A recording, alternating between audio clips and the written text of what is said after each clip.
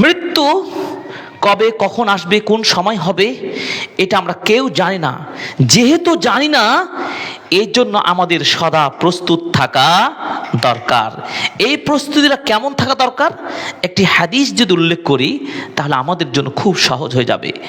সহিহুল বুখারী 2738 নম্বর হাদিস, আব্দুল্লাহ ওমর রাদিয়াল্লাহু তাআলা আনহু তিনি বলছেন, রাসূল সাল্লাল্লাহু আলাইহি ওয়াসাল্লাম বলেছেন, মা হাক্কু ইমরিইম মুসলিমিন লাহু শাইউন ইউসি ফিহি ইয়াবিতু লাইলাতাইন ইল্লা ওয়া ওয়াসিয়াতুহু মাকতুবাতুন ইনদাহু।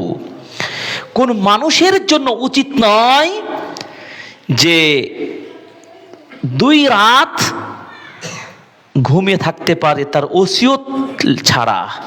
মানে কোন মানুষ, তার কোনো লেনদেন থাকতে পারে, তার কোনো গাইডলাইন্স থাকতে পারে, আর সেটা তার বিছানার বালিশের নিচে লিখে রাখবে না, এভাবে 2টা রাত অতিবাহিত করবে, এটা কোনো মানুষের জন্য উচিত নয়।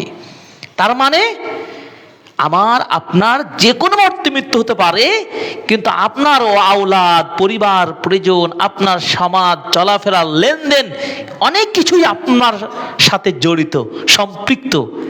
সেটা কিছু বলার তো প্রয়োজন থাকবে।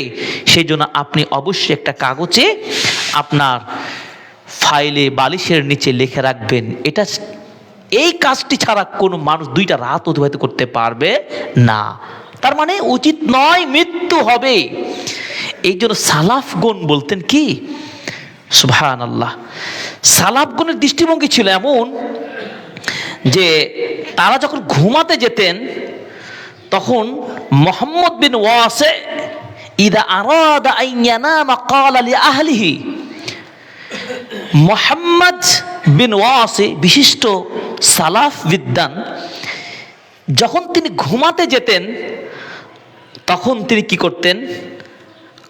ক্বালা লি আহলিহি, তার পরিবার লোকদেরকে তিনি বলতেন, আস্তাউদিউকুমুল্লাহ, তোমাদেরকে আল্লাহর নামে বিদায় দিয়ে চলে গেলাম। ফালাআল্লাহা আন তাকুনা মুনাইয়াতিল্লাতী লা আকুমু মিনহা, হতে পারে আজকের এই যে ঘুমিয়ে গেলাম, এই ঘুম থেকে আর ব্যাক করার সুযোগ আর থাকবে না। তাই তোমাদেরকে আল্লাহর নামে, আল্লাহর উপরে আস্থা রেখে বিদায় দিয়ে ঘুমিয়ে পড়লাম। তার মানে প্রতিদিনের ঘুমকে তিনি হয়তো প্রকৃত অর্থেই তারা এইভাবে ভাবতেন, এই ঘুম থেকে আর জাগতে হয়তো পারবো না। কারণ ঘুমন্ত মানুষ আর কোনো কথাও বলে না, আর দুনিয়াতে কি হলো তা দেখতেও পায় না, শুনতেও পায় না।